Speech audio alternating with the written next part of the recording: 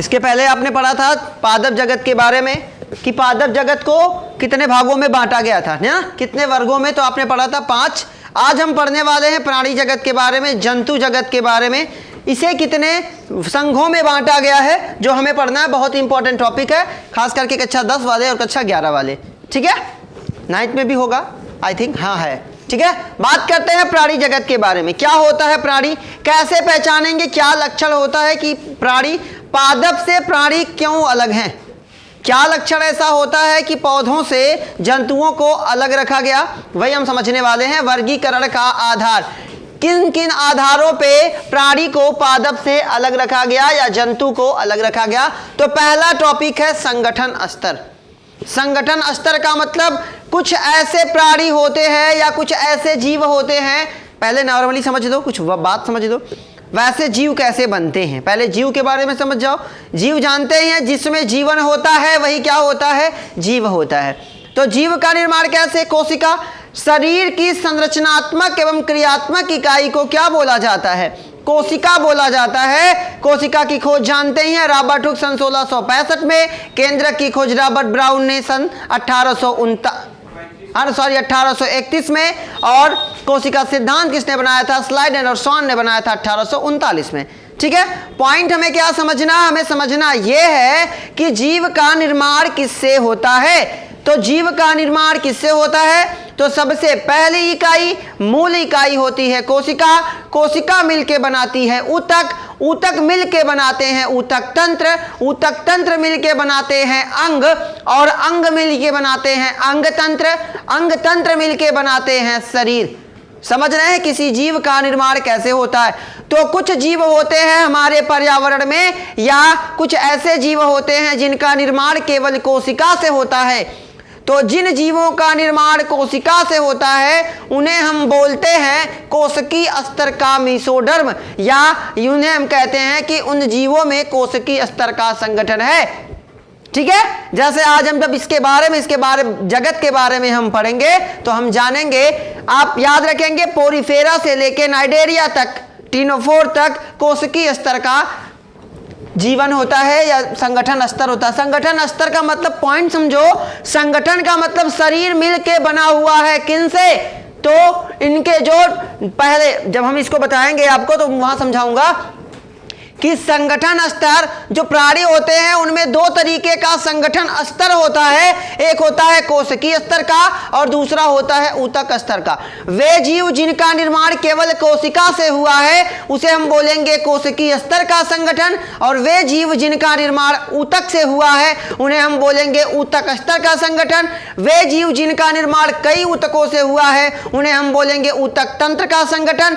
वे जीव जिनका निर्माण कई अंगों से हुआ है या अंग से हुआ है तो हम उसे बोलेंगे अंग संगठन का स्तर। वे जीव जिनका निर्माण कई अंगों से हुआ है उन्हें हम बोलेंगे अंग तंत्र का संगठन। तो अब बताएं मानव में किस तरह का संगठन होगा, तो मानव में अंग तंत्र का संगठन होगा, क्योंकि कई अंग मिलके ही हमारे शरीर का क्या करते हैं, निर्माण करते हैं। तो अब जानकारी के लिए मैं आपको बता दूं कि पहले 3 जो जगत होते, पहले 3 जो संघ होते हैं उसमें से होता है पोरीफेरा, नाइडेरिया, टीनोफोर, उनमें पाया जाता है कोशिकीय स्तर का संगठन। यानी कि जो टीनोफोर होंगे, जो पोरीफेरा के जीव होंगे, उनमें या उनका जो शरीर होगा वो केवल किससे मिलके बना होगा, कोशिका से। अर्थात इसका मतलब है कि उनमें ऊतक नहीं पाया जाएगा, अंग तंत्र नहीं पाया जाएगा। उनका शरीर किससे मिलके बना होगा, कोशिका से मिलके बना होगा। पॉइंट समझ में आ गई। तो समझिए संगठन के स्तर पे, संगठन के बनने के आधार पे, शरीर बनने के आधार पे उन्हें 2 कैटेगरी में हम रख सकते हैं, कोशिकीय स्तर पर, ऊतक स्तर पे। पॉइंट समझ में आ गया। वे जीव जिनका निर्माण कई ऊतकों से या ऊतक से हुआ है तो उसे बोलेंगे ऊतक स्तर का संगठन। अब दूसरा होता है परिसंचरण, खून का बहाव, है ना। नॉर्मली हम जानते हैं जीवों में खून का बहाव, इसके आधार पे भी जीवों को अलग अलग वर्गों में रख दिया गया।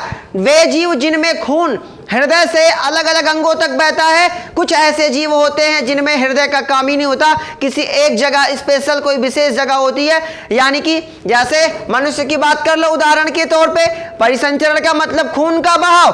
कुछ ऐसे जीव होते हैं जिनमें खून नसों में बहता है, तो वो क्या है, बंद तरीके का, है ना, बंद परिसंचरण तंत्र। कुछ ऐसे जीव होते हैं जिसमें ब्लड खुला हुआ होता है और सभी कोशिकांग उसमें डूबे हुए होते हैं, तो वो होता है खुला परिसंचरण।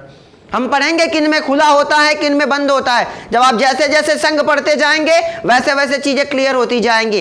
पॉइंट समझते हैं क्या?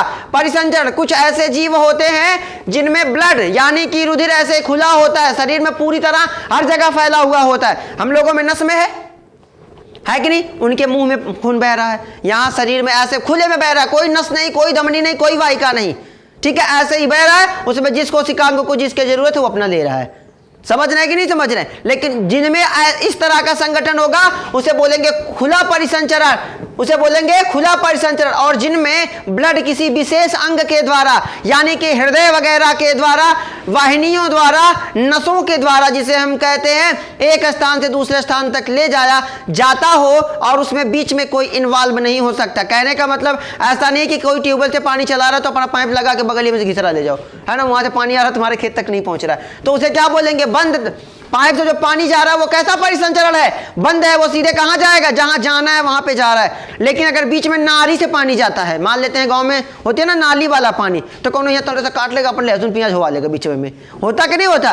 तो वो क्या है? खुला परिसंचरण है। और जो पाइप से लेके जा रहा है वो बंद परिसंचरण। एकदम आसान लहजे में समझे कि जब ब्लड केवल जिस स्थान तक जाना है डायरेक्ट उस स्थान तक जा रहा है तो वो बंद परिसंचरण तंत्र। और अगर बीच में सभी उसको ले रहे हैं, मतलब सभी कोशिकांग उसमें डूबे हुए हैं, हर अंग उसी में डूबे हुए हैं, तो वो क्या है? वो खुला परिसंचरण है। पॉइंट समझ में आ गया? अगला पॉइंट समझते हैं, सममिति क्या होता है? कुछ ऐसे जीव होते हैं जिनके शरीर को दो भागों में हम डिवाइड करें, दो भागों में बांटें तो समान बट जाते हैं। जो नहीं बंटते वो अरीह और जो बट जाते हैं वो द्विपार्श्व। जैसे कोई जीव है, बांटने का तरीका क्या होना चाहिए? मान लेते हैं ये कोई जीव है, मैं मनुष्य की ही बात कर लेता हूं, चलो, दो हाथ दो पैर, ये मनुष्य नहीं है, बात समझ जाइए, है ना, मनुष्य का पोता है, समझिए। अरीय वे जीव जिसे दो बराबर भागों में बांटा नहीं जा सके वो क्या होगा? अरीय होगा। अरीय का मतलब बराबर। जैसे मनुष्य को बांट दीजिए तो क्या दो भाग में हम बांटेंगे तो इधर खोपड़ी, एक ठो इधर खोपड़ी, एक ठो इधर खोपड़ी, एक हाथ इसके पास, एक हाथ इसके पास, एक हाथ इसके पास, एक पैर इसके पास, और ये पैर था ना, हाथ बोल दिए, ठीक है। तो ये बराबर भागों में बंट गया कि नहीं बंट गया? लेकिन कुछ ऐसे जीव होते हैं जिन्हें हम दो बराबर भागों में नहीं बांट सकते, तो जिन्हें नहीं बांट सकते वो क्या होंगे? अरीय। और जिन्हें बांट देंगे वो क्या होंगे? द्विपार्श्व। समझ गए? पढ़ते जाएंगे क्लियर होता जाएगा। आगे बात करते हैं खंडी भवन। कुछ ऐसे जीव होते हैं, ये मैं क्या बता रहा हूं कि प्राणियों को अलग अलग संघों में कैसे रखा गया, किन क्वालिटी के आधार पर। कुत्ता हमसे अलग क्यों है? हाथी हमसे अलग क्यों है ना? चिड़िया हमसे अलग क्यों है? या फिर चिड़िया को कार्डेटा में क्यों रखा गया? चिड़िया को हमारे साथ किस लक्षण के आधार पर रखा गया? तो चिड़िया को हमारे साथ किस आधार पर रखा गया? पृष्ठरज्जु, क्योंकि चिड़िया में भी रीढ़ की हड्डी पाई जाती है, हम लोगों में रीढ़ की हड्डी पाई जाती है, ठीक है। जैसे जैसे पढ़ेंगे वैसे वैसे क्लियर होगा। खंडी भवन, शरीर की बनावट। कुछ ऐसे जीव होते हैं जो अंदर से भी टुकड़े टुकड़े में दिखाई देते हैं और बाहर से भी टुकड़े में दिखाई देते हैं। जैसे होता है क्या? केचुआ, समझ रहे हैं? इसके आधार पे भी अलग अलग रखा गया। रेंग के चलने वाले को अलग, काटने वाले को अलग, भौंकने वाले को अलग, दूध देने वाले को अलग, अंडे देने वाले को अलग, अंडे ना देने वाले को अलग, है ना, समझ रहे हैं? पानी में रहने वाले को अलग, रेंग के चलने वाले को अलग, दौड़ने वाले को अलग, समझ रहे हैं कि नहीं? अलग अलग, जैसे मैंने बताया ना, कई तरीके से जीवों को अलग अलग संघों में रखा गया। जिसमें कोई लक्षण मैच कर गया उसे उसी संघ में रख दिया गया। जैसे चिड़िया हमारे साथ, सर्प हमारे साथ है, समझ रहे कि नहीं समझ रहे? क्यों? किस लक्षण के आधार पे? चिड़िया हमारे साथ है, हाथी हमारे साथ है, कुत्ता हमारे साथ है। क्यों? किसके लक्षण पे? पृष्ठरज्जु, क्योंकि इन सब में रीढ़ की हड्डी कॉमन है। समझ रहे?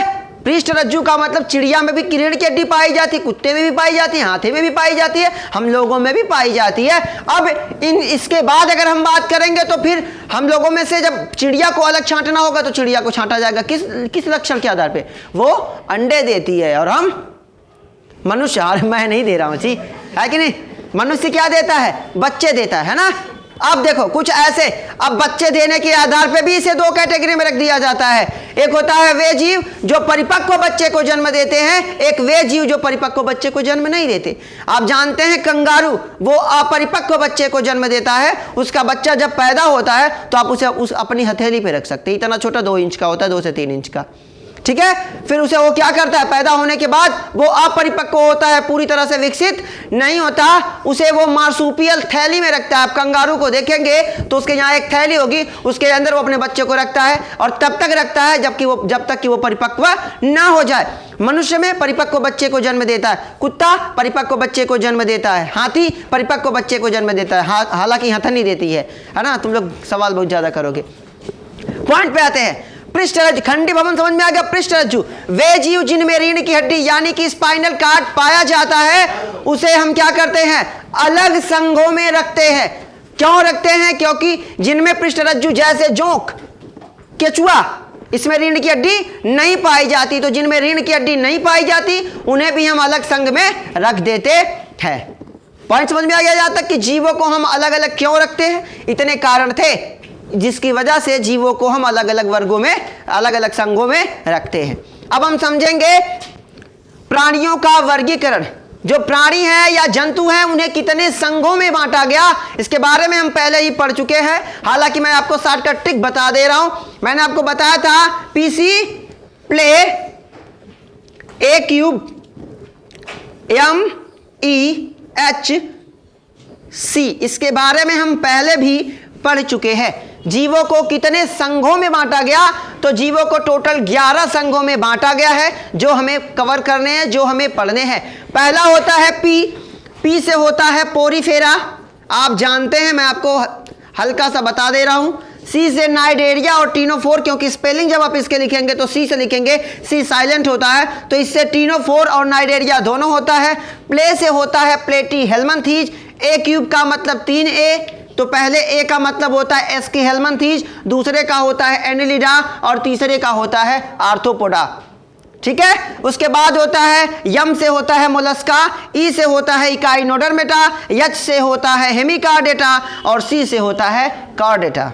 ये पॉइंट जरूर याद रखना, सीरियल से याद रखना कि जीवों को कितने संघों में बांटा गया, तो जीवों को 11 संघों में बांटा गया, जिसे हम शॉर्टकट तरीके से पीसी प्ले, पीसी कोई लड़का है, क्या कर रहा है, खेल रहा है, किसके साथ, ए क्यूब के साथ, कौन सा गेम, MEHC खेल रहा है।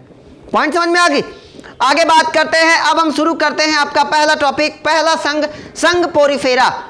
कैसे पहचानेंगे संघ पोरीफेरा के जीव को कि यह संघ पोरीफेरा के अंतर्गत आता है, क्या कारण होता है, क्या लक्षण होते हैं संघ पोरीफेरा के, कैसे जनन करते हैं, कैसे भोजन करते हैं, है ना, कैसे ये हमसे अलग हैं, तो पॉइंट समझते हैं। पहला पॉइंट, संघ पोरीफेरा। संघ पोरीफेरा का जो नाम पड़ा पोरीफेरा, क्या कारण है, तो इस संघ के प्राणियों को स्पंज कहा जाता है। स्पंज समझते हो, गांव में साइकिल वगैरह में जिसको कहते हैं सोक्ता, कहते कि नहीं कहते, तो जिसको सोक्ता कहते हैं ना, वो क्या है, स्पंज है। स्पंज का मतलब, सोक्ता देखते हैं ना, जगह जगह छेद होता है, उसमें होता कि नहीं होता, पानी क्यों अवशोषित करता है, क्योंकि उसमें जगह जगह छिद्र होते हैं। तो संघ पोरीफेरा में उन जीवों को रखा गया जिनके शरीर पे जगह जगह क्या होते हैं, छेद होते हैं, जो स्पंजी होते हैं, उन्हें ही संघ पोरीफेरा में रखा गया। लक्षण पढ़ते हैं, पहचान समझते हैं। ये लवणीय मतलब नमक वाले पानी में, और असममित, असममित का मतलब जिनके शरीर को 2 बराबर भागों में बांटा नहीं जा सकता।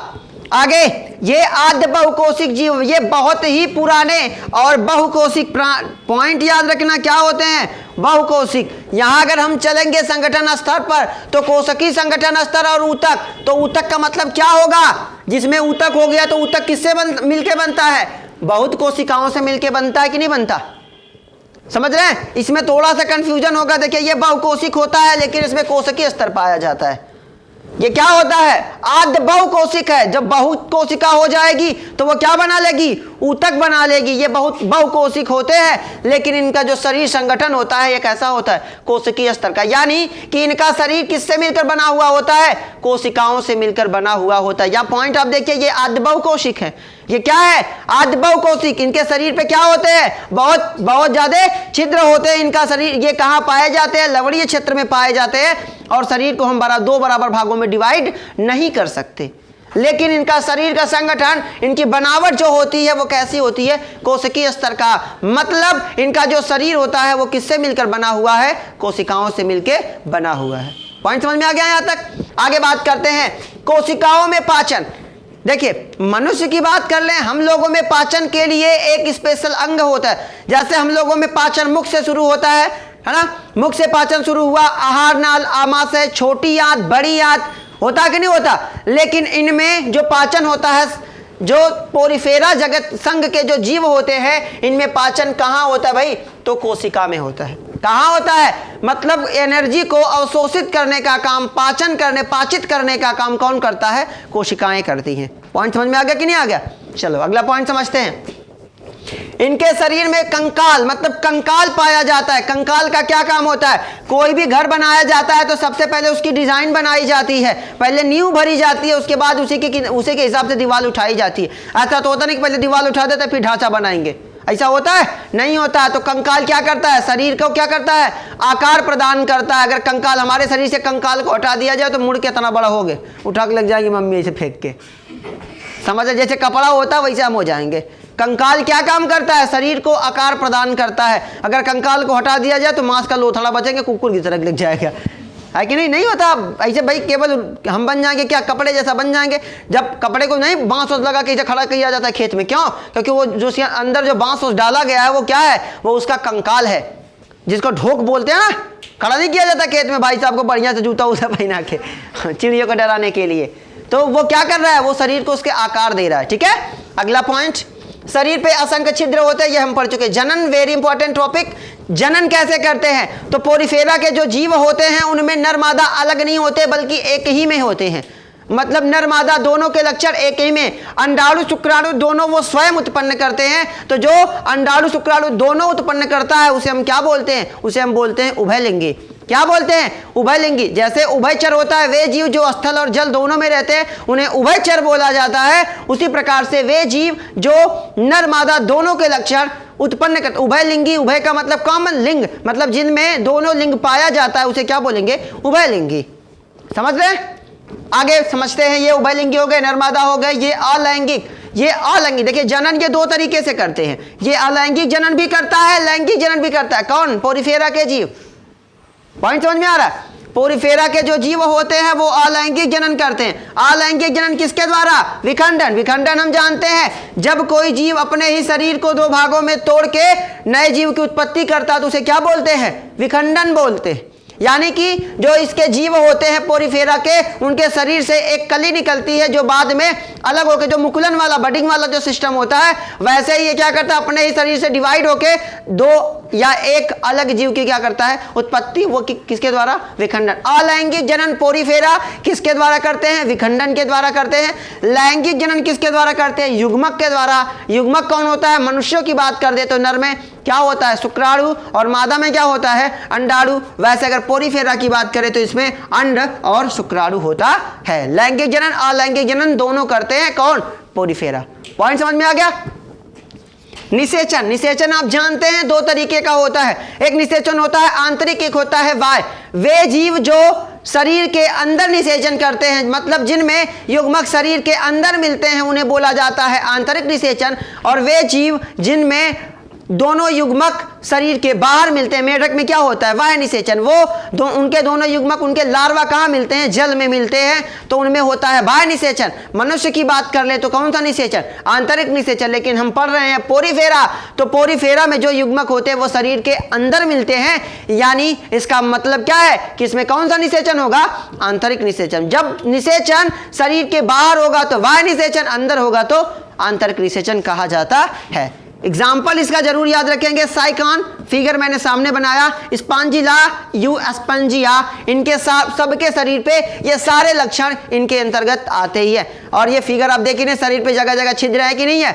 स्पंज जैसा ऐसे इसको दाबेंगे शरीर पे, हालांकि कांटे होते हैं, ऐसे दाबेंगे तो ये सिकुड़ जाएगा। ये कली निकल रही है ना, ये आगे चल के एक नए जीव के रूप में क्या करेगी? विकास करेगी। पॉइंट समझ में आ गया? चलो बेस्ट ऑफ लक, जय हिंद।